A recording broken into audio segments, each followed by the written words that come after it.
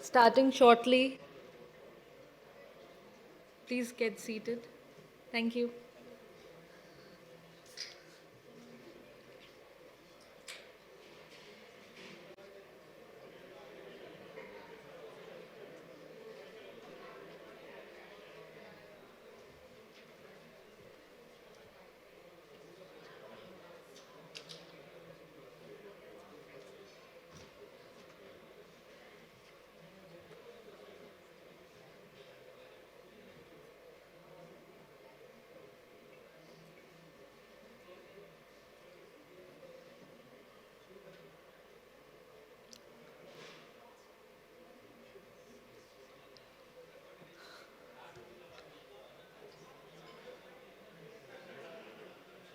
Good morning once again.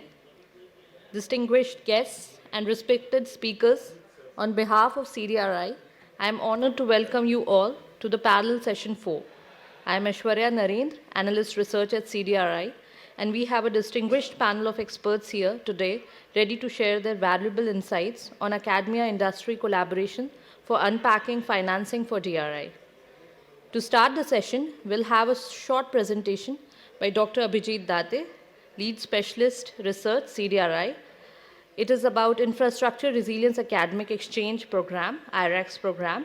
It is being operationalized by CDRI to strengthen and structure academic engagements in DRI space. The session has been curated to support the objectives of IRAX. Abhijit, I invite you on stage.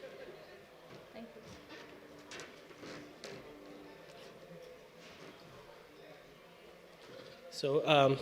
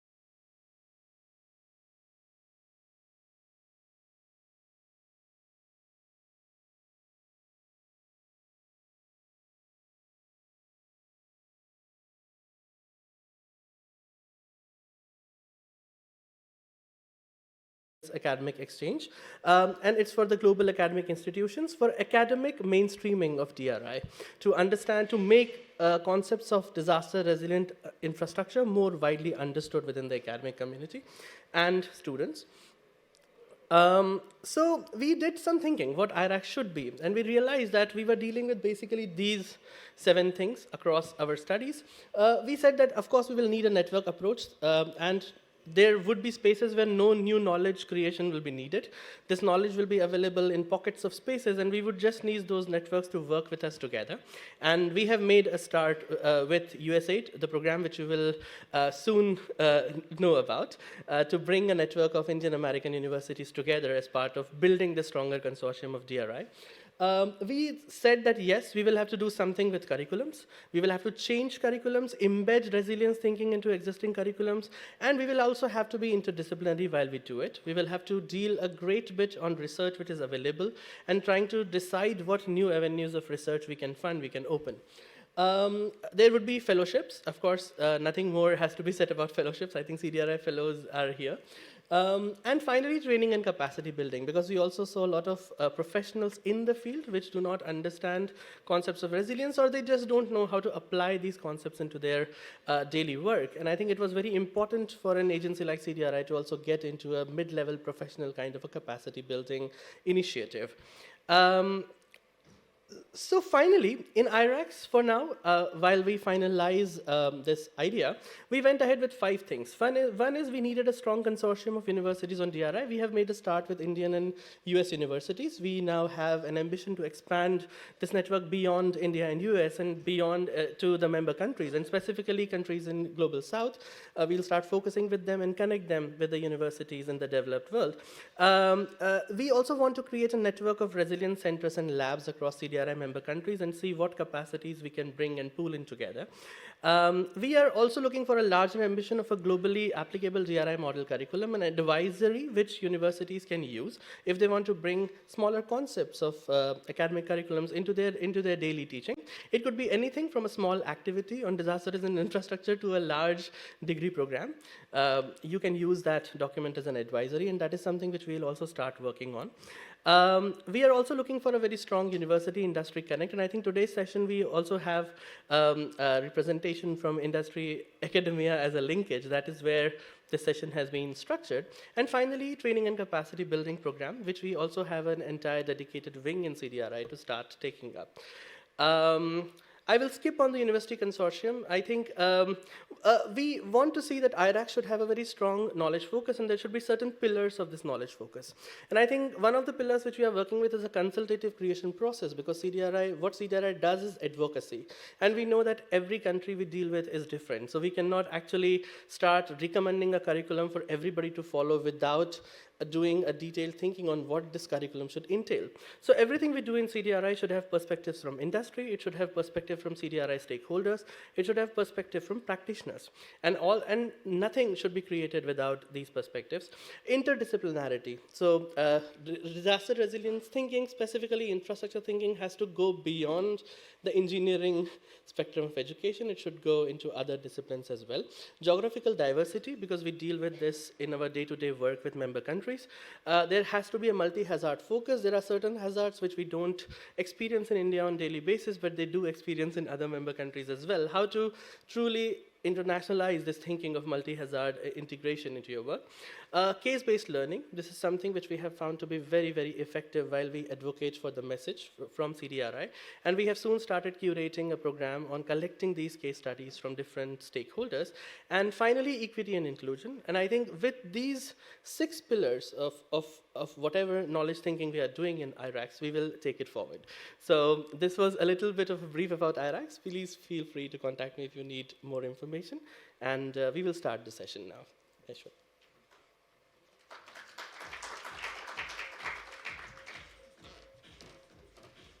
Thank you, Abhijit.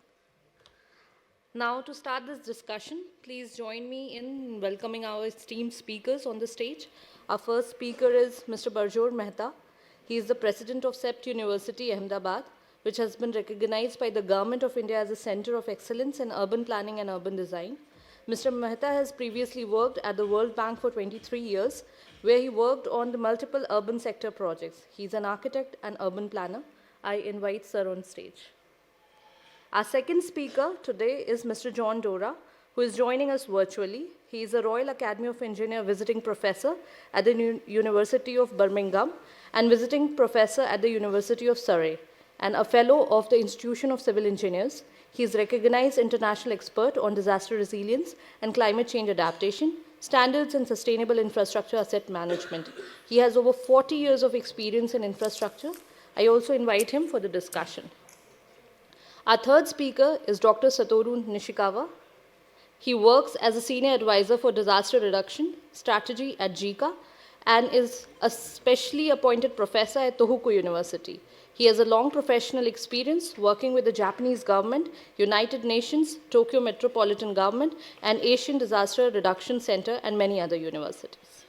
Our fourth speaker is Dr. Eugene Birch, who is also joining us virtually. She is a Nursdorf Professor of Urban Research in Department of City and Regional Planning and Graduate Dean, Witzman School of Design, University of Pennsylvania. She is founding co-director of the Penny Institute of Urban Research, dedicated to integrative research and instruction in sustainable urban development.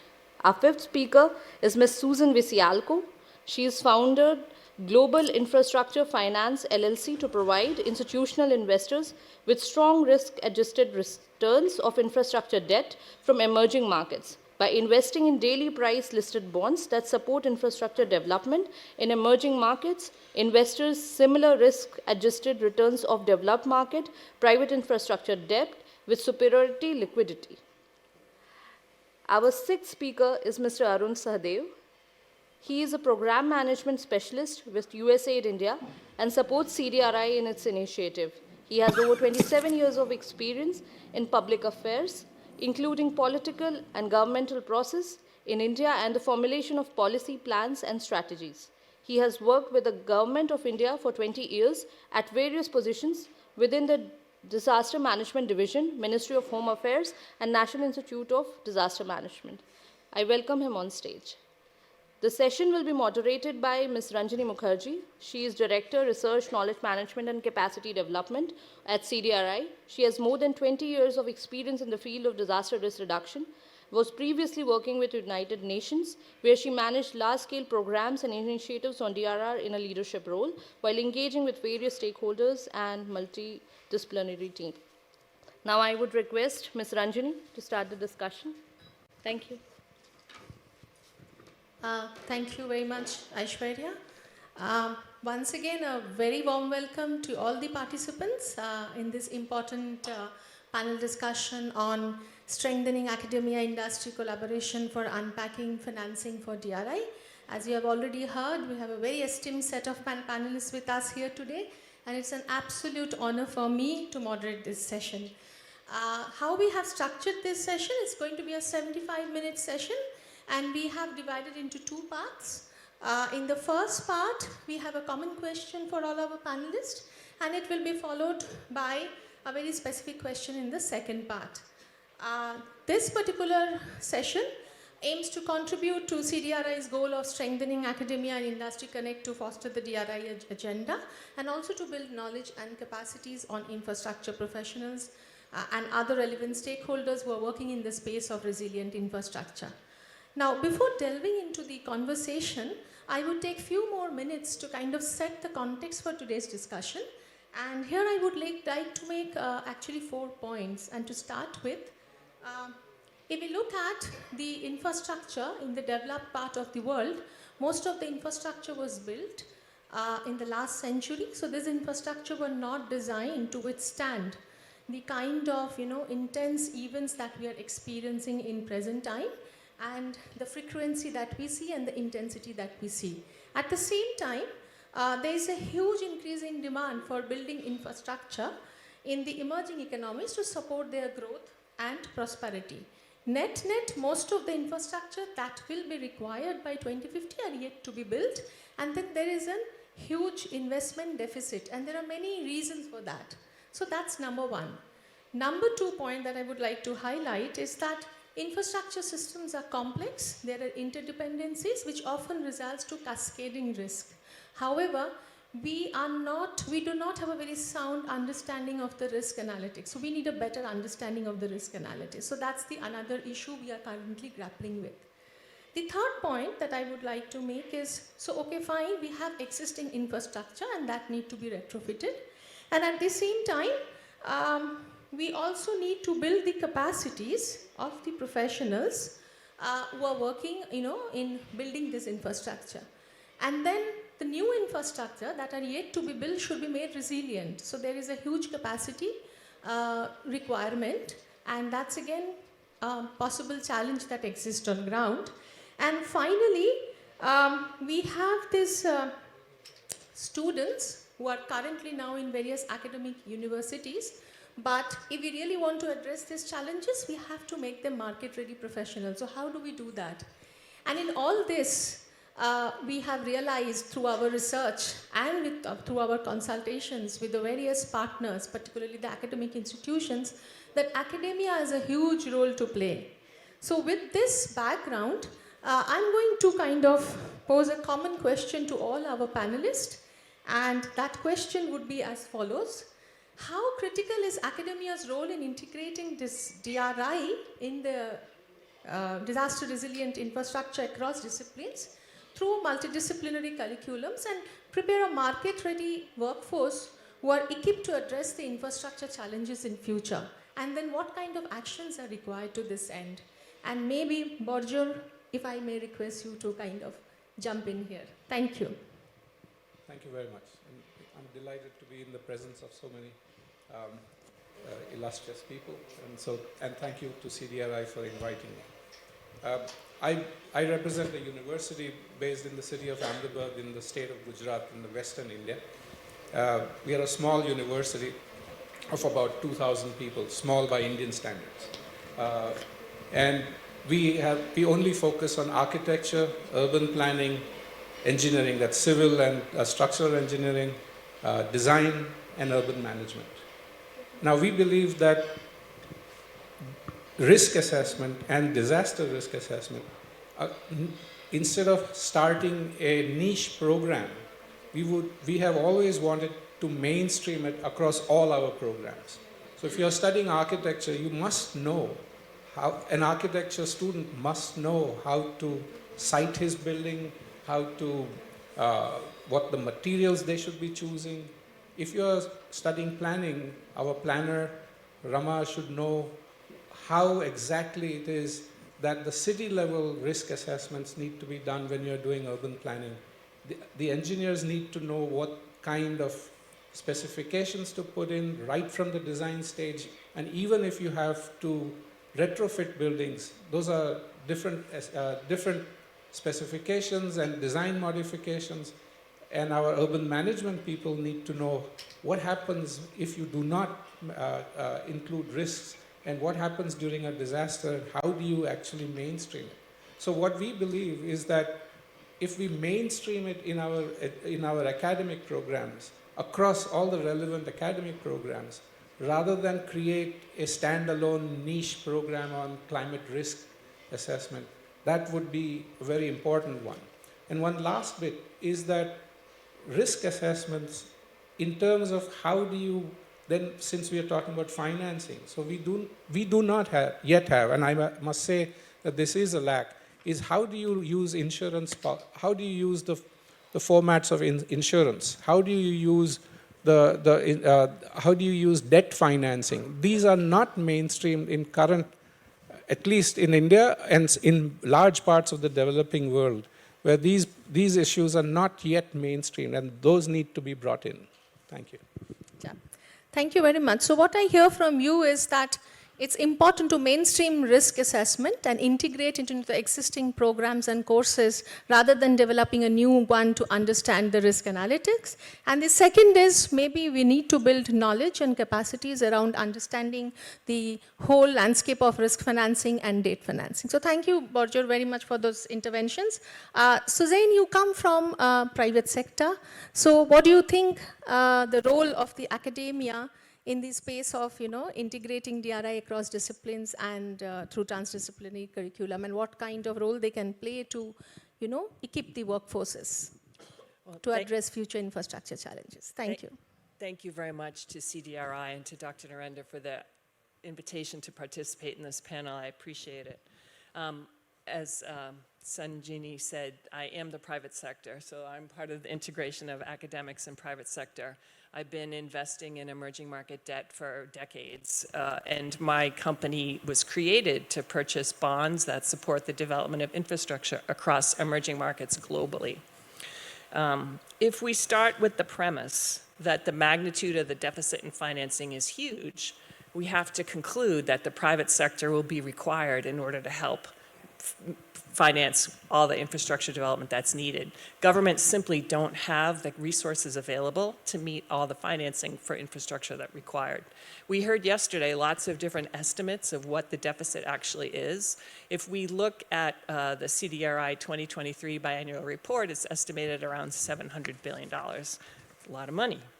So I think then a good question to ask might be, what does the private sector need in order to commit capital to the project? I submit that the private sector is not clamoring to support or finance infrastructure, disaster resilient infrastructure today. So how can we get the private sector to do that?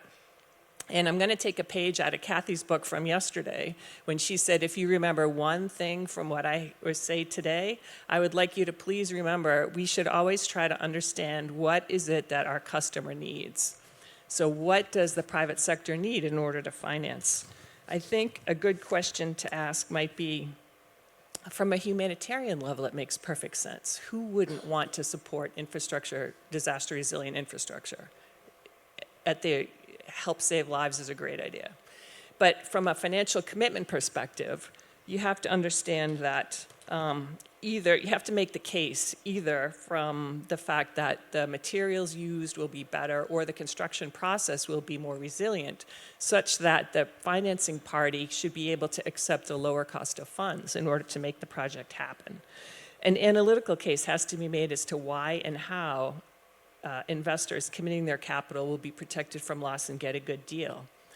You might remember that in the private sector, our clients are institutional investors, pension funds, for example, where their participants are school teachers, firefighters, police officers, people who have worked their whole lives to create their pensions. We have a fiduciary obligation to our investors to get the best possible price for them within the strategy that we have sold them. Last week, I was in Washington at the IMF meetings, and I heard a multilateral deride private capital as money-grubbing hedge fund managers who were interested in only creating excess returns for themselves. I don't think that's an accurate description of private capital, nor do I think that's a fair description of private capital. And I honestly don't think those are the kind of people who commit long-term debt in order to finance disaster-resilient infrastructure projects. To circle back to your original question, what kind of market-ready workforce is needed to address these challenges, I would say that there are a vast myriad of several types required. You need the engineers who are going to be able to design and construct the projects. You need the quantitative analysts who can gather the data, interpret the data, and make the analytical case that these are good investments to participate in. You need talented marketing professionals who are able to sell the product and the project to the government, to the regulators, and to the financing counterparties. You need the lawyers and investment bankers who are talented enough to make the case that the structure will be sound. Insurance companies should be able to provide lower premiums for the insurance provided, and the debt financing counterparties will have a well-structured transaction, which is safe, requiring lower returns. Lastly, but by no means least, you need liberal arts trained professionals who are able to do good project management and be able to take care of the problems that will no doubt pop up along the way. The bottom line is that the needs for the creation, financing, and construction of disaster-resilient infrastructure are vast, and the talent pool that's required to make the projects done successfully is enormous. So no matter who you are or what your talents, there is something for everyone. Thank you. Thank you very much, Susan. And if the two key takeaways for me from your interjection would be that infrastructure professionals and the students should have the understanding of the fiscal risk assessment tools and the financing framework. So that's very important. And when it comes to targeting the various, disciplines, who do we target? So we look at the engineers, we look at data scientists, we look at talented marketing professionals. So essentially then it means that we develop that skills within the students who are still in the universities. We look at lawyers, investment bankers, and liberal arts students on project management. So of course a very integrated approach which looks across various disciplines and curriculum. So thank you very much. We now move on to our online speakers, and we have John Dora with us. John, you come with extensive experience of working on ground. You are very well known for your work on standards and labels and also infrastructure asset management. Would you like to kind of jump in and share your reflection on this? Thank you, John. Over to you. Thank you so much. Thank you so much, Anjini, and thank you very much, CDRI, for inviting me as a panelist here. I'm honored to be able to be here today. And this topic is something that I think is so important. It's important really to educate the engineers we need, but well-rounded engineers that think wider than just the pure technical side. And I come from a background of being a civil engineer. In the past sort of 12, 15 years, I've worked in resilience and realized that it's very important to pick up themes like systems thinking. And I've heard words just now like multidisciplinary and that sort of thing. We need to think about the whole system.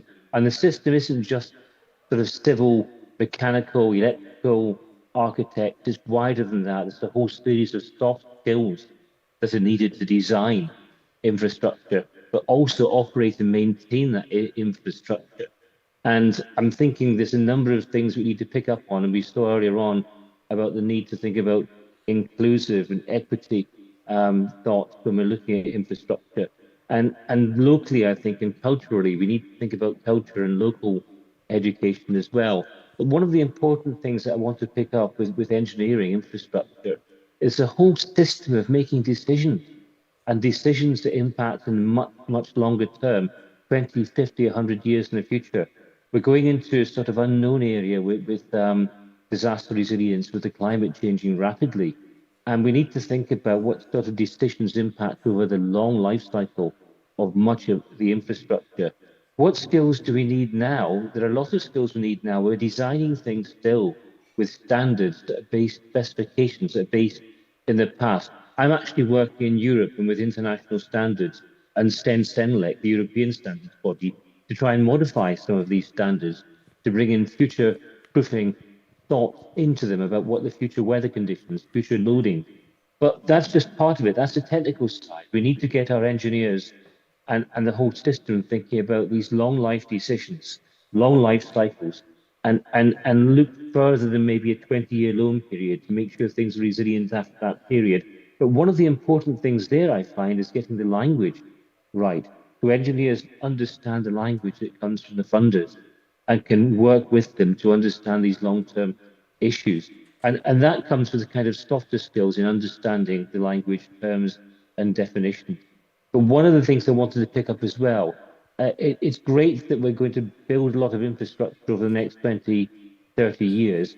When we build something new, it's easy to make it resilient. But looking at the legacy infrastructure across the whole globe and the global south, stuff that was built without any idea as to what the future might look like, we need to think very strongly about how we educate the people that operate, maintain, and renew that infrastructure, because it's a completely different set of skills. In my career, I've worked maintaining old railways, some of them nearly 200 years old. And I've worked on flood defences as well, some 200, 300 years old. And fitting new things within those old infrastructure assets is kind of like a wicked problem.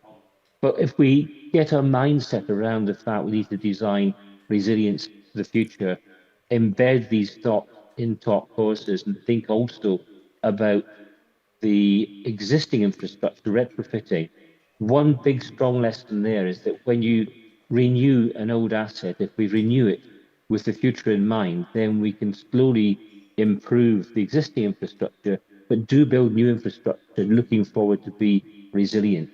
And that's where we need that different mindset in engineers, to depart from standards that are anchored in the past and to think about future proofing and disaster resilience. Thank you. Thank you. So if I may summarize 2 points from the reflection that you made. One is, of course, the multidisciplinary approach that is very much required when we talk about, how to kind of engage with the academia. And then also the life cycle approach. The engineers need to understand the entire life cycle of the infrastructure, and the focus should not only be in the planning and design, but equally on the operation and maintenance. And when we talk about embedding resilience in the new infrastructures that are yet to be built, it becomes extremely important to understand how do we do that, because the future is so uncertain. So that would be the one.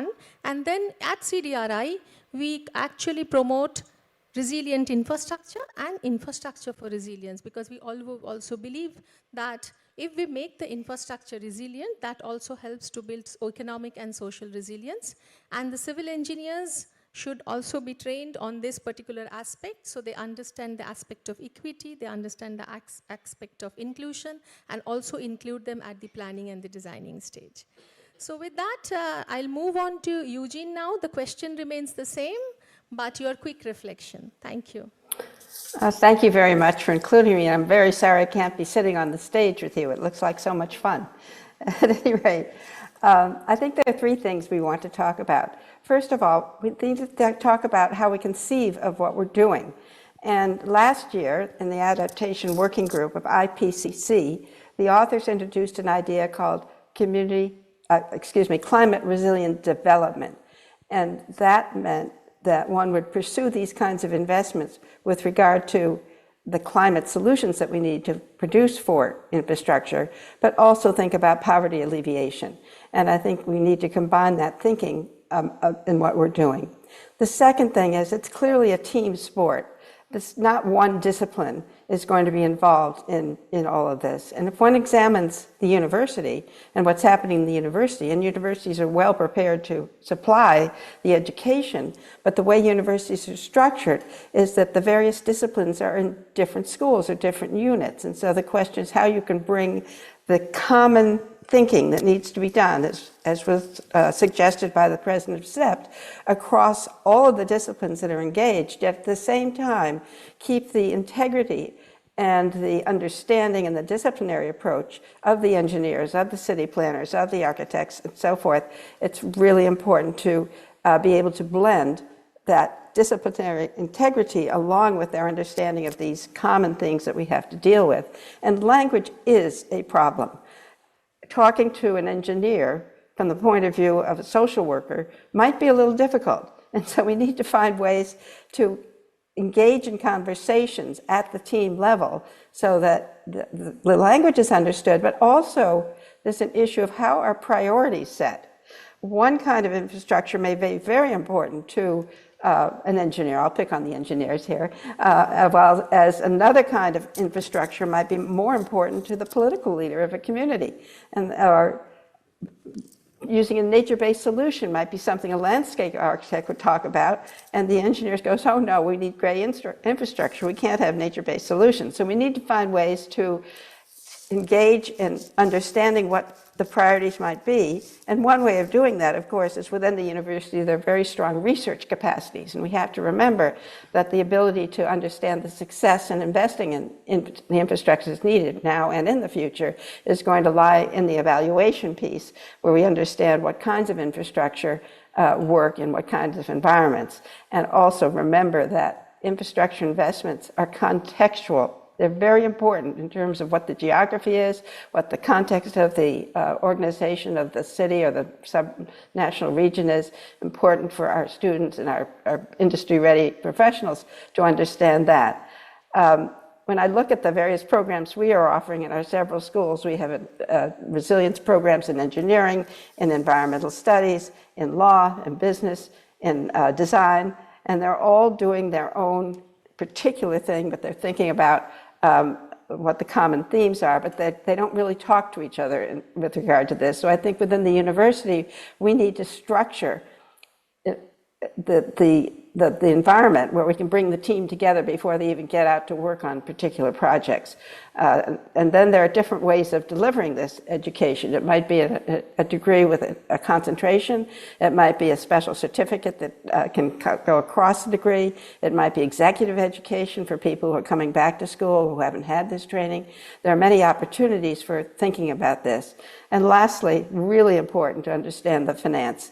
We're not going to get anywhere without understanding what it takes to, number one, plan, what it needs to execute, and what it means to manage particular infrastructure projects.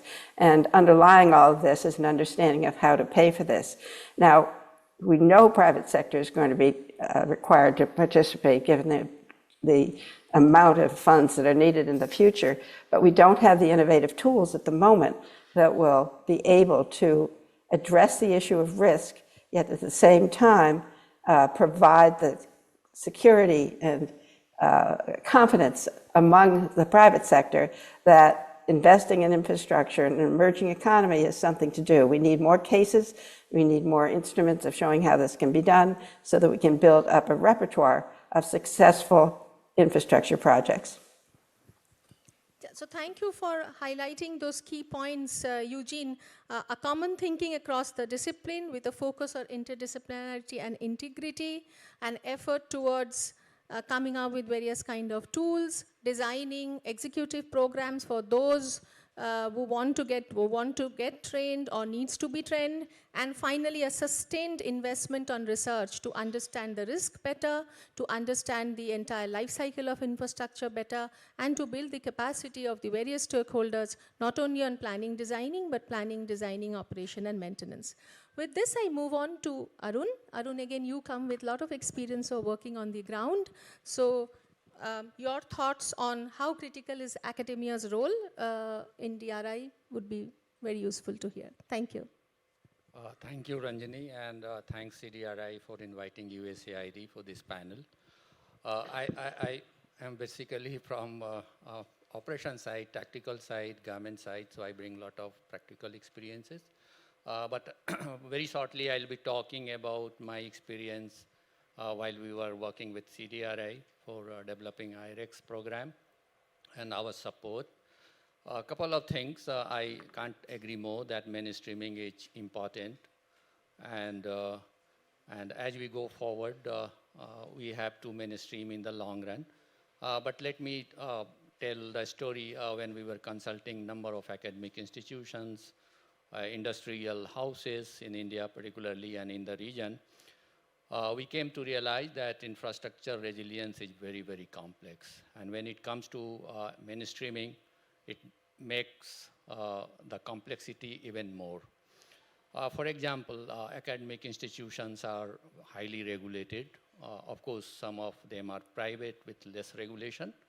And when they are regulated, getting anything over and above what has been approved is a Herculean task. So how do we mainstream? So that's one challenge we have to basically surmount together. The second important aspect which has come up during our consultations is that academic institutions and the students are guided by employability. So when a student gets out of the university or college, who is going to hire the person? So how we train the student in the process that there is some demand in the market. So the demand and supply gaps.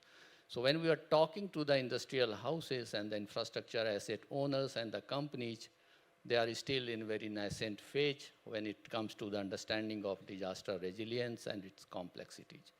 So how do we balance between the demand and supply? How do we create demands in the market so that students are willing to take those courses? So that brings me to the other learning which came for the working professionals. So as students, of course, we have to create future generations who are well acquainted with resilience concepts and are able to apply the practical aspects of resilience.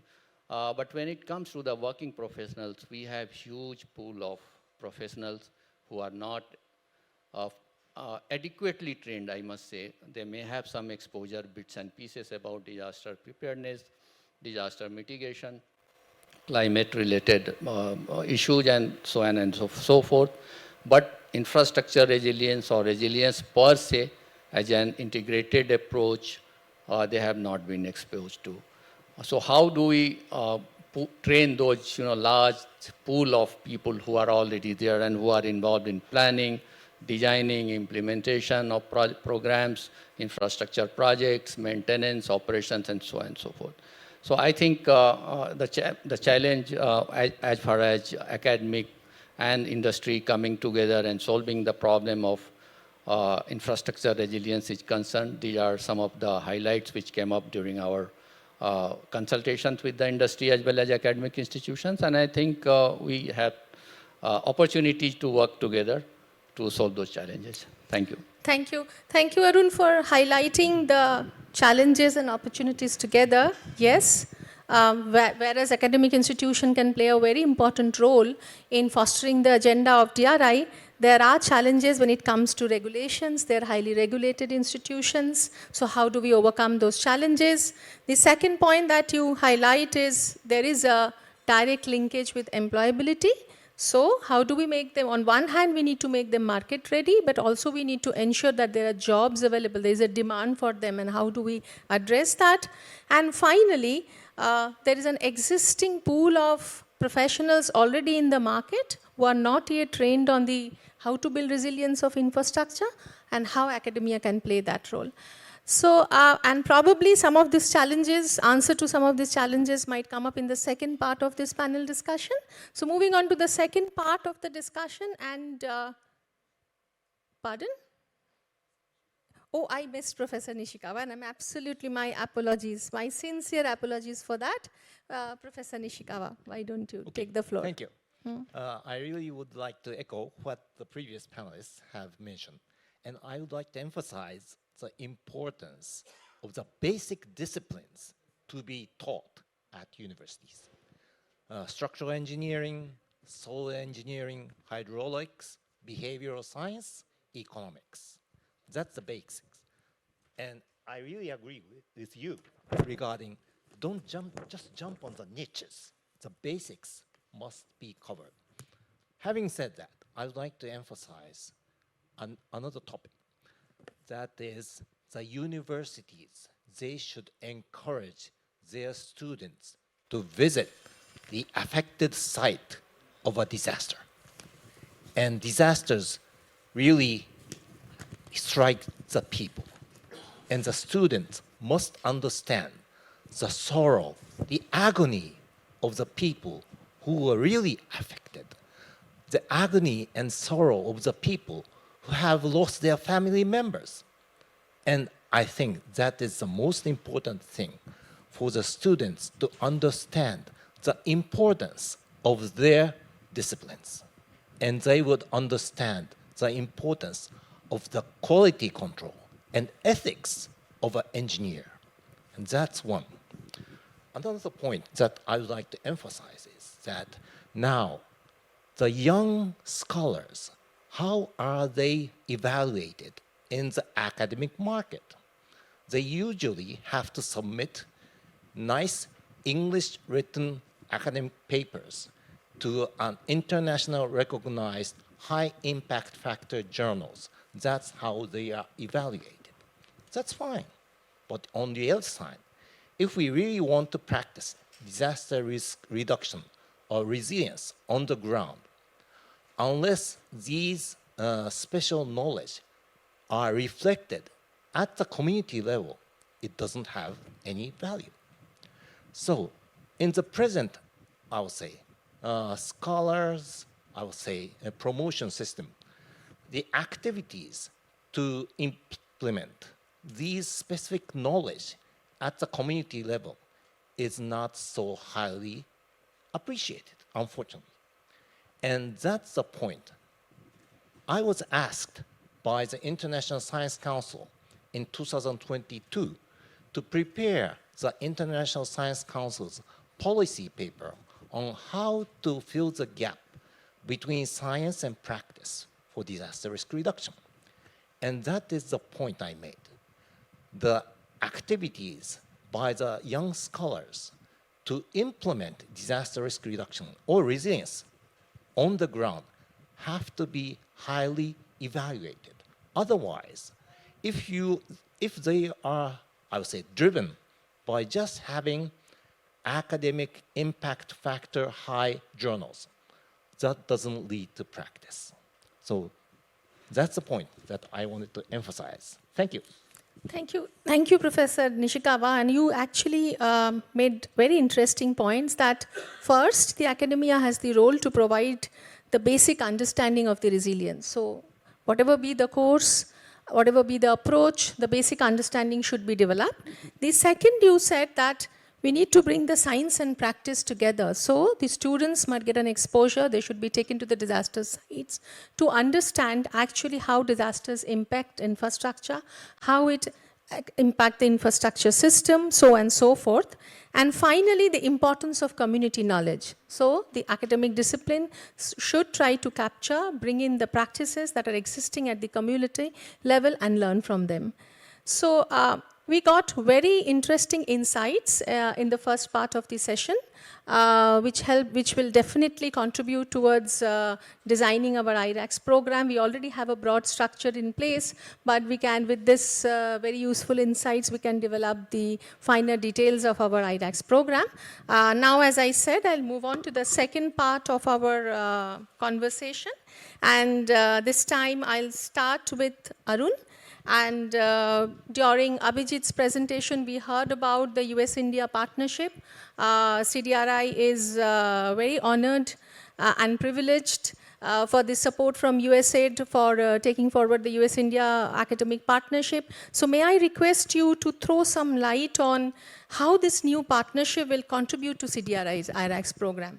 And Arun, you will have kind of 3 minutes to intervene. Thank you. Thank you, Ranjini. So basically, it has been a joint journey through CDRI and many of the academic partners in India and in US and also in Asia. So there are actually 5 major things which we have considered while developing this new program with CDRI for support. So network, basically, we'll try to create a network of US universities and Indian universities. So some of the top universities from India, like Indian Institute of Science, IIT Roorkee, IIT Kanpur, and then from US side, we have Virginia Tech and University of Illinois, and other partners coming together and creating a kind of network. Focus will be on curriculum development and developing training modules. So that, and these will come through a very baseline analysis. So I start with, we are going to have baseline analysis, a number of them. Actually, we have planned 5 baseline analysis. As we have understood that case study would be a right mode for dissemination of knowledge through this program. So about 15 case studies on good practices will be done under this. Then, of course, short courses and long courses both will be developed. And the short courses is mainly meant for undergrad and undergrad students and professionals who would be interested to take these courses. And similarly, some long-term and certificate courses. Apart from that, we would be working with the industry partners very closely. And that industry academia connect, which IRAX has, one of the component, which will be covered. And then, of course, model curriculum, which will be which can be customized by member countries or whosoever wants, academic institutions, and so on and so forth. And finally, the training and capacity building. So all the major pillars of IRAX will be covered under the activity between US universities and Indian universities in the next 5 years. But the year 1 will be mainly on the needs assessment, working with academic institutions, finding niche and developing courses. And if I may just ask a quick follow-up question to you. We heard a lot about an integrated and interdisciplinary approach. So if you can throw some light on that, how will you try to address that through the academic partnership? Yeah, absolutely. So the entire design of the program itself is has been done in a manner that we bring multiple disciplines together. It will not be only like IITs, but then all the universities and colleges in India and US who would like to be part of IRAX program, and also other partners from other countries across the discipline. So I think multidisciplinarity and interdisciplinarity will be one of the core area of work when we are developing course curriculum. So it's not only the engineering curriculum or the planning curriculum, but within those curriculums, how we bring social aspects, how we bring inclusion and equity aspects and all those things. So it is inbuilt into the program itself so that we bring multiple disciplines for different short courses, long courses, and training modules, so that we address those concerns and issues which have come up during the consultation. Thank you. Maybe I'll move on to Borjor now. And Arun actually highlighted that academic institutions are highly regulated. He highlighted in the first part. And then you talked about that we shouldn't have a standalone program, but we should be integrating it. Risk assessment and resilience should be inbuilt across the ongoing academic program. You come from a university, you are president of CEPT University. So if you can kindly share with us, like what kind of policy guidelines and administrative reforms are required at the higher education institution level to develop such a learning ecosystem? What kind of changes would be required? Probably this question, as CEPT University, we are the least regulated educational institution in the field of human habitat in India because we are a private university. And so and we do not take a single rupee from the government, from the central government or from the state government, which gives us the freedom to establish curriculums on an academic council without ever having to go to any higher order entity or to seek permission to change our curriculum. So we do that. And the one thing that really helps us is a constant monitoring of where our students are being employed. What is it that the skills of our students that are required by the market? So what we have followed is that if we get the signals from the market about what is employability at the time, we can change, we can modify, not completely change, we can modify and refocus our attention fairly regularly and very rapidly. So within a 6-month period for the next academic cycle, we can and we do change our curriculum. The other side that I don't think that regulation will be the answer, because in large societies, in countries like India where you have an old tradition of bureaucratic regulation, the bureaucracy of education does not really understand education because they understand the regulation side of it.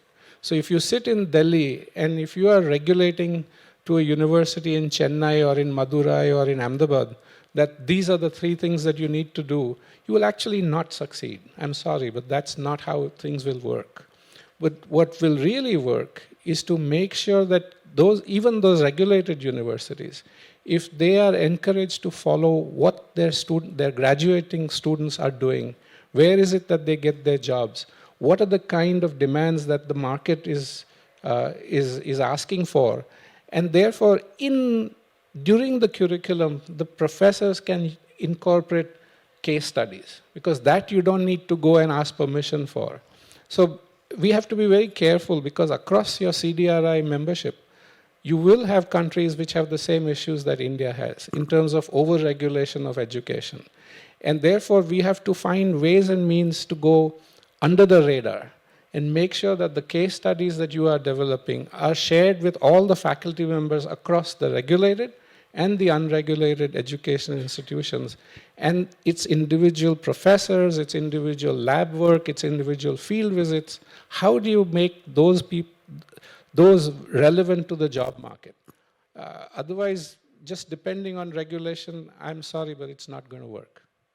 Thank you very much. That instead of getting stuck by what kind of regulation is required to make changes in the curriculum, the focus should be on actually coming up with, specific modules, a case study-based learning approach, learning from disaster sites, which also Professor Nishikawa mentioned. So these are the kind of different ways we can address it and not get bogged down by, like, we do not have the regulation for doing it. Yes, please. Professor Saturu, I really like your idea of taking our students to disaster sites. There is nothing like that. I remember I was in my final year of architecture when a dam burst in the state of Gujarat. It was called the Morbi Dam disaster. And 6 of us, we just went with the Indian Army, whom I had never thought I would work with. But we were sitting on top of the trucks and we drove into Morbi. That really set my attention. And I have always thought about that. And the next time I learned about this is when I was working and I had to go and work on the owner-built residences in Sri Lanka after the tsunami. Those were the most eye-opening, and I think that's a wonderful suggestion that you might, as CDRI, might want to promote. Yes, and I would also like to let all the participants and the panelists know that at CDRI, we are actually developing a case study program. We are working very closely with our member countries to capture, good practices from those countries on how to build resilience of infrastructure. We are working with our other partners as well. So yes, this case study-based learning program is shaping up.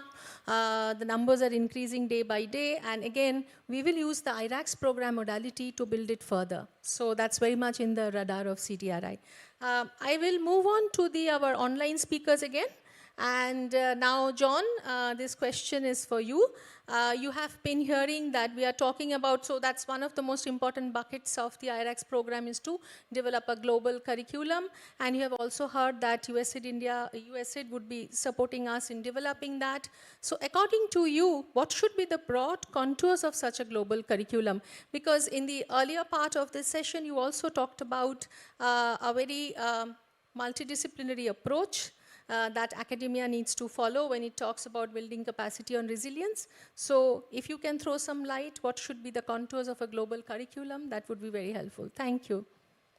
Thank you again. Yes, I think I talked earlier, and one or two of us have talked about multidisciplinary and systemic needs. And I'm thinking here about a system, an infrastructure system. An infrastructure system supports society, bringing water, information technology, transport, energy to society. And all these infrastructure systems support things like health and government and civil administration, education, food supply chains, development. And the understanding of that system is something I think we need to teach. And again, it comes back to this notion that engineers are one part of that system. The curriculum needs to sort of make engineers realize or help them to realize their sort of place in this big machine that keeps society running. And one of the things I've learned with that in building capacity in climate sense, my company does a lot of work in adaptive capacity, looking at climate resilience, is the theory of change and looking how sometimes we have lots of practitioners that think they know what needs to be done, but there's a barrier because senior managers, senior people in organizations that might be government, they might be regulators, they might not understand the need to change until some disaster happens and then legislation is changed or policies are put in place to make that change. And you need that connection between the knowledge that very often sits at low level in organizations and countries and the policymakers that are working at a different level that brings about that change through the theory of change. And again, I come back to this concept of decision systems, a system that makes a decision, that looks at long life infrastructure that supports society, needs to factor in so many different themes before we actually get the decision made. And that person or group making that decision needs to understand something about finance, something about social science, softer skills, long life cycles for infrastructure, community needs. And these are some of the things that I can see the IRAC program picking up, which is really good. And in the global context, we need to think also very much locally and have that collaboration and dialogue across the people involved in these decisions. And these segue into understanding things like sustainability, because we can't go on building, say, concrete flood defenses because we can afford to do it, because making concrete impacts on the climate. We need to think about all this in the context of the things like sustainable development goals. I think very often of climate action number 13, but the goals on equity, goals on equality, and so on and so forth that we need to bring into the thinking and educate our engineers. And they might not just be called engineers, but people that solve these problems. So we're all thinking in the same way. And the other thing I'll bring in is that we've got to think about the engineers being educated, but also the decision makers, because the decision makers need to appreciate all these different factors that go into making decisions for long life infrastructure that again support society. So I think that's a few pointers there. I hope that's clear. Thank you. Thank you for highlighting that when we develop this global curriculum, probably we should start from the SDGs. So we need to understand how infrastructure resilience is further linked to sustainable development and contributes towards the various SDG goals. And then we look at the policies, we look at the decision support system, we look at the financing, we look at the other soft skills that are required when it comes to operation and maintenance, and also look at the community needs, the inclusion and the equity aspect. So that should be the broad contour of a global curriculum on infrastructure resilience is what you indicated. And thank you very much for that insight. Now I'll move on to Dr. Satoru Nishikawa without fail, and my sincere apologies again for missing you out in the first part of the session. In Japan, the academia and industry collaboration is very strong and resulting in innovations, development of new technologies, business acceleration and social gains, and we have heard a lot about it. Maybe if you can share some experiences with us, where we actually clearly get an understanding of how actually academia and industry work together. Thank you. Thank you.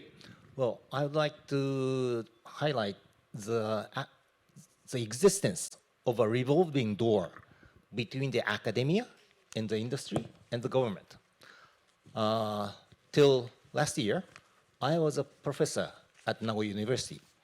And there were so many professors from, for example, Chubu Electric Company, the Toho Gas Company, the oil corporations, major industries. And this is part of a revolving door between the industries, the government, and the academia. And that makes, I say, a good synergy among those different sectors. That's one. Also in Japan, we have a multidisciplinary, multi-sectoral academic society regarding resilience. It's called the Institute of Social Safety Science, which was established 30 years ago. And at that time, all the, scientific disciplines were separated between civil engineering, architecture, social sciences, but this cross-cutting academic society made the base for a multidisciplinary exchange among various sectors. And the academic society includes professionals from not only the academia, but also the private sector and government, the national government and also the local governments. So such kind of human face-to-face exchange is really the building blocks for such, new ideas and innovations. And also, I would like to highlight the importance of joint disaster research. Whenever there's a major disaster, of course, the academia would go on research, but in most of the cases, it's not only the university professors who go to the ground. It's the government professionals, the academia, and also in some cases, many of the infrastructure engineers, they go jointly to the affected site to do the joint research. And I would also like to highlight that in these joint researches, many of the foreign specialists are invited. In case of the 1995 Kobe earthquake, the next day there was already a joint US-Japan research team to see the damage of the Kobe earthquake. Most recently, we had the earthquake in Turkey. There was a joint Japan-Turkey research team which went to the affected site. The last earthquake in Taiwan, there was already a joint Taiwan-Japanese joint research team. So I just wanted to emphasize that there's a need for such multidisciplinary and also multinational research, which leads to new innovations, new findings from various viewpoints. Thank you. It's absolutely fascinating to hear that about that's cross-cutting academic society. And I think probably there's a lot to learn from that, and it can actually provide a very good input to our IRACS program going forward. And also, you mentioned about the joint disaster research and how to bring national government, local government, private sector, and academia together to carry forward such research. I move on again to one of our online panelists, Eugene. Eugene, a large section of the existing infrastructure professionals is not trained, and I mentioned that at the very beginning of the session on how to factor in the resilience in the infrastructure or to design and plan for it. So we have to kind of provide training to this existing workforce or existing professionals who are there, who have to kind of now make the infrastructure resilience, but they are not adequately trained. So what, according to you, should be the strategies for the universities to employ to enhance the capacity of both the early career and the mid-career professionals? What is that the academia can do? Over to you. Well, thank you very much. I think we've spent a fair amount of time looking at... Mute. Eugene, you are in mute. No, I'm not on mute. Not? Okay, thanks. Can you hear me now? Yes, we can hear you now. Lovely. Most probably there was a lag at our end. No problem. Yes. We've talked a bit about what to do when the disaster strikes, but what we need to talk about is what to do to prevent the disaster from striking. And so we've also talked about the necessity of multidisciplinary teams and the necessity of being able to bring all these experts together from industry, et cetera, et cetera. One of the things that we need to be talking about, all of us who are professionals in universities, is that each profession has its own standards, usually proved by accreditation systems, which the professions approve the kind of education that's occurring in various educational institutions, periodically looking at the curriculum and visiting them and judging whether they're doing it right or not. So we need to build into the accreditation standards something that will force all of the professions to work together on a particular problem. It seems to me that, and I agree totally with what we've been saying about the integrity of each discipline, it's very important to maintain that, but we also have to give the students experience in working in teams on problems. And so, and that's not going to happen unless there's sort of an outside authority, and the accreditation groups would be a good way to do that, that says at some time that students experience there should be a multidisciplinary project, problem-solving problem that brings together the various players who would be engaged in thinking about resilience. And that might be a studio, it might be a joint paper, it might be whatever the institution decides. Then within the university, we have to get all of the deans of the various schools to buy into this because they also are in charge of the curriculum and the hiring of faculty and so forth. And so we need to think about how we can incentivize the universities to do this. So we get the accreditation agencies talking about how important this is and calling for this to be done. We need to get the administrators providing the resources that will allow these cross-disciplinary kinds of activities. And then we have to bring the students together at different levels of their education, whether they're in their freshman year or in their last year of their doctorate. Somehow we have to get them together where they're having real conversations, solving problems together, and learning how to work together even before they get out into the street to do the problems that they'll be engaged in. Another thing we might think about is seconding students into firms that are engaged in these kinds of activities. Internships and so forth are also a very good way of supporting students' understanding of how to engage in the resilience planning, execution, and management that we're all calling for. Yeah, so thank you, Eugene, for your reflection. So the key takeaway for me from what you said is basically to focus on the accreditation system and standards, and also to come up with different kind of ways on how to engage with the professionals and build their capacities. It could be joint studio, it could be joint paper, it could be joint analysis, so and so forth. Moving on to the last speaker of part 2 of the session, Suzanne, again coming to you.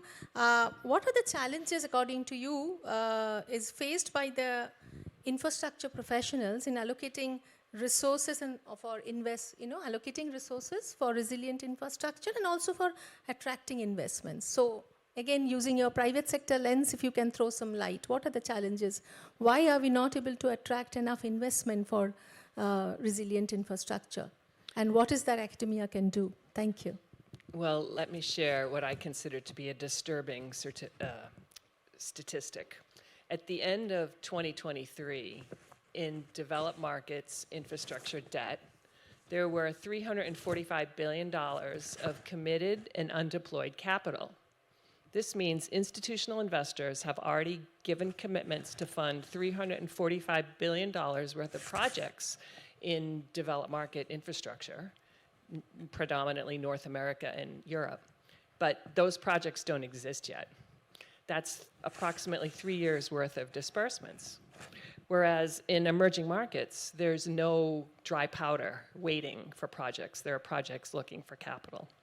Dr. Mishra mentioned this in his initial comments at the beginning of the session yesterday. Why is that? And I think there's predominantly two reasons. One is that historically, institutional investors have been underallocated in their investments in emerging markets. What I mean by that is, and that's true for debt investors and equity investors. On the debt side, approximately 20% of the US debt capital markets is emerging market debt, whether it's hard currency or local currency. But your average institutional investor only invests 1% to 2% of their fixed income portfolio in emerging market bonds. So they're historically very underallocated. You might ask why. I honestly don't know, but I have three hypotheses. One is maybe they had a bad experience and are scared about repeating a bad experience. Number two, a lot of times they think, well, emerging market debt, this isn't really worth my time. I can invest in US high yield, I get a better historical return, I get less volatility, why would I bother with EM debt? Well, if you have zero interest rates, US high yield is a great place to invest. But if you are forward-looking and not backward-looking, you would be running away from US high yield today because default rates are precipitating, delinquencies are growing, and it's looking like a bad credit experience is about to happen in US high yield. Whereas in emerging markets, the credit outlook is very positive.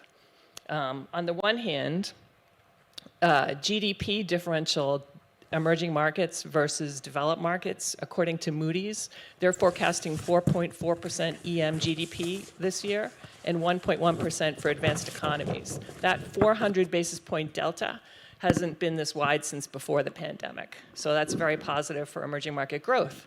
Where growth is higher, returns will be higher, and that's always better for investors. The second thing is that emerging market central banks were way ahead of the curve and way ahead of the Fed in combating inflation. Some central banks in emerging markets started raising interest rates back in 2021. As a result, we have emerging market central banks now starting to cut domestic interest rates. Brazil has cut rates, Chile has cut rates. Many central banks are cutting rates. Those domestic rate cuts are going to fuel domestic GDP growth, which is going to help improve returns. Lastly, maybe it's just not even on radar screens. So for example, there's one consultant called Callan, which is hired by institutional investors to help them with their asset allocation decisions as well as manager selections within those asset allocation investment strategies. And Callan doesn't even list emerging market debt as a fixed income opportunity. It's not even on their radar screen. So for those many reasons, I think maybe it hasn't gotten, emerging market debt, infrastructure debt, hasn't gotten the bandwidth or exposure among developed market investors. But what I can tell you is I am confident that there are 4 criteria, and if these 4 criteria are met by emerging market projects or emerging market countries, then capital will readily follow. The first is investors need a fair return. That seems like common sense, but in fact, in our strategy, we have investments in 19 different emerging market countries. So we think there's ample opportunity among emerging markets to provide fair returns. The second thing is stable regulation. Investors need to have visibility into cash flows predictability of capital expenditures and return levels. For example, in Chile, in the electricity sector, the regulation has been so stable and transparent for such a long time that at one point it was Canadian pension funds who were the majority owners of the assets in the Chilean electricity sector. The third factor behind fair return and stable regulation is rule of law. Investors need to be confident that if they sign a contract with the administration, the federal government, that when that government is replaced, that contract will continue to be honored. Mongolia has had a problem with this in the past, and apparently Panama has a problem today with this problem, given the first quantum mine closure. And the last criteria that's critical for capital to flow is security, physical security. What I mean by that is Mozambique and their life-changing LNG development, massive development infrastructure program was put on hold because if you have terrorists or physically people attacking your workers, it's really hard to get things done, and that's not going to happen. So my point is, if you have a fair return, if you have a stable regulatory environment, if you have rule of law, and you have physical security in place, capital will naturally follow to support those projects.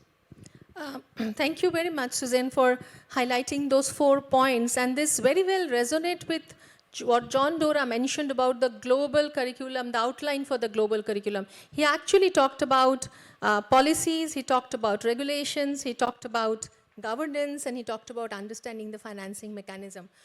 So with this, we come to the closing of this panel discussion. The time is already up. I could see that on the screen, but we would definitely like to spend another 5 minutes on the question and answers.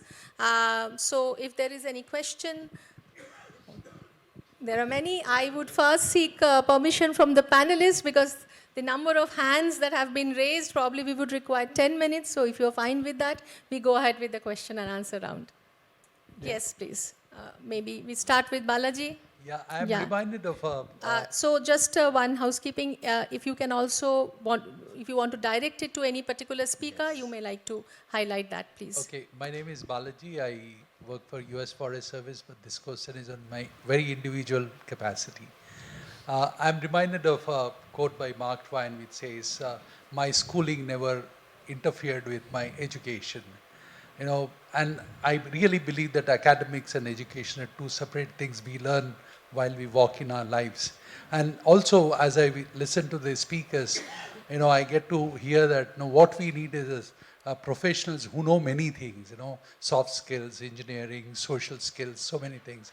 So along with, you know, curriculum, Arun, for the students, does it also make sense to have some kind of curriculum for the teachers itself so that they start learning the other skills which they actually need to impart? Thank you.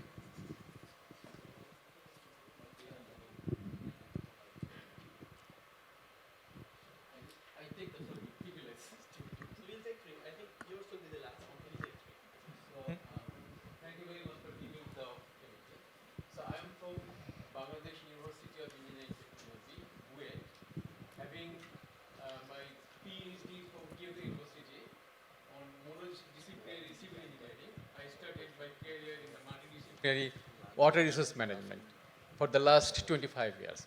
So it's a big transition from monodisciplinary to interdisciplinary. But what I identified from our experience in working with academia and industry is especially for infrastructural resilience, the prioritization is a big issue. In terms of which, because existing infrastructures are already in the network, in the system, and new infrastructures will be the add-on.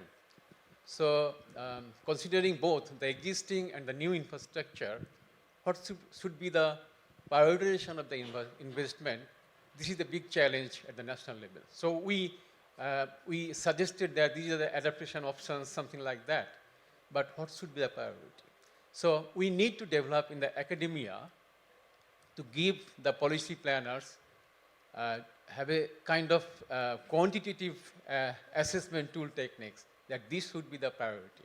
Otherwise, politically or local elites will have some influence. So this is our experience in Bangladesh, having opportunity working in the university for last 25 years. So thank you. Thank you very much for sharing that experience. The next, yes, please. Do you have a question specific to any panelist, or Yes, will it be a comment? Mr. Aaron. Yes, please. Yes, Thank you please. so much for a very insightful and rich discussion today. And I was hit by several comments, particularly in terms of the public perspective, like a priority set, but like Dr. Eugene mentioned, and also long-term perspective for the infrastructure maintenance, Mr. John mentioned, and also the point raised by Professor Nishikawa. We have to be more sensitive about the community and the social perspective in terms of the disaster risk reduction. That is clearly mentioned at the Sendai Framework for Disaster Risk Reduction. State responsibility is very important. So talking about the interdisciplinary, that is not sector-wise, not only the sector-wise. We have to also consider about the public and private kind of balance, and for the whole society, the wise selection or decision should be made for the, not only for the rich, but also for the poor, vulnerable. So for that perspective, what would you, for the ILACs, has the idea to include those, interdisciplinary, including the public social perspective, because the ERR is a public goods service. Thank you so much. We have another hand raised. I am Professor Dilip Patel from Department of Civil Engineering, National Institute of Technology, Surat. So I am happy that actually I have contacted Rajnini about this training program, and I am happy to note that IRS has started to prepare this type of the module. What you have discussed by the panel, I want to add that recently the National Education Policy, now it's it has given a lot of autonomy to all the institute about the curriculum development and to offer the elective courses. So nowadays, many institutes, I have referred many syllabus and curriculum from the various autonomous universities, but there is a less space for such type of the, what you can say, on the subjects like the disasters, resilience, etc. So here I am happy that Arun Kumar, what he's taking these projects. So I would like to add that programs, that modules should be in the line of what is the requirements of the various university, what is the institutes. So that's why we can promote the students to take this that subjects, that course or training programs, so they can earn that credit, and that can help them. But here I am facing the challenge, because I am happy to note that they are taking 1 year to decide the contents for the training program, because it is very challenging. Why? Because that my experience that recently we have trained the 50 demolishers. That project was funded by the Royal Academy of Engineering UK. But to decide the contents, the training, especially when it is the interdisciplinary, multidisciplinary and cross-disciplinary, and even though participants, they have the different, what you can say, capability and competency. So it is huge and challenge. So I am not sure how, you have decided the framework and how you are going to decide these contents. So you have this question for Arun, or you generally want to know yeah, about the IRACs? No, so I want to ask the Arun, so how you are going to decide the training contents, and what you are thinking? Yeah, so maybe very quick reflection, if possible. Otherwise, the other way, you can also have a bilateral discussion with him, but I leave it up to you, Arun. Yeah. So thank you. I think a couple of questions and comments. Because of paucity of time, we could not address all of those in our brief talks. But Balaji's question, training of teachers, and so yeah, that's very much there. Developing training modules, case studies, etc., and training the teachers, or training of trainers. So basically, we are looking at a cascading model. We are not going to train large number of people, but certainly we'll train the teachers who will train down the line and will have a cascading impact. And in terms of toolkits and policy briefs, as we know, the backward linkages for any integration and mainstreaming, certainly that's also part of the program which we are doing. Community participation, as you know, all USAID projects have a mandate. It has to be a consultative process, and the last mile, the community has to be consulted. So during the first year, that is how we have planned that we have very longest consultative process with various stakeholders, including communities who are the end users of infrastructure. So certainly that will be integrated. National education policy in the terms of reference itself has been said that we have to do whatever we do under the National Education Policy Framework. And a baseline study proposed for the year one is certainly going to address those things. So it will be consultative process, I can assure you. Over. Thank you. So I think we are running behind schedule, but I would like to take this opportunity to thank each and every panelist. A very big thank you from CDRI. Your reflection and insights have enriched our session and have provided very good recommendation for us, which will help us to shape our IRAX program. I also want to thank the participants for their patient hearing and also kind of, contributing and interacting with our panelists. Thank you very much. And with this, we come to a closure of this session. Thank you very much once again. Thank you. I hand over to Aishwarya now, and maybe the panelists, I request them to kindly wait on the dais for a few seconds. To commemorate this event. Please bring the certificates. I request Ms. Sanjini to hand over the certificates to the speakers. You do some announcement or I do it? Would you like to do some announcement? You please.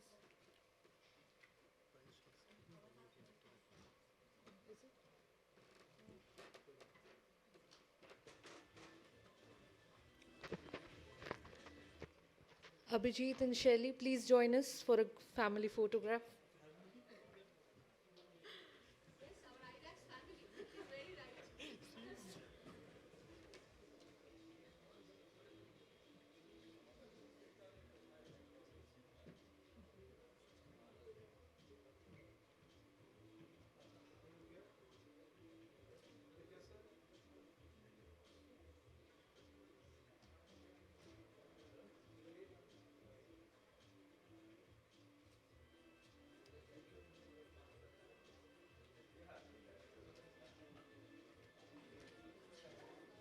Thank you all the participants. Thank you speakers.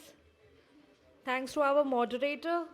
Also special thanks to Ms. Shelley Gupta for actively assisting us. Thank you so much.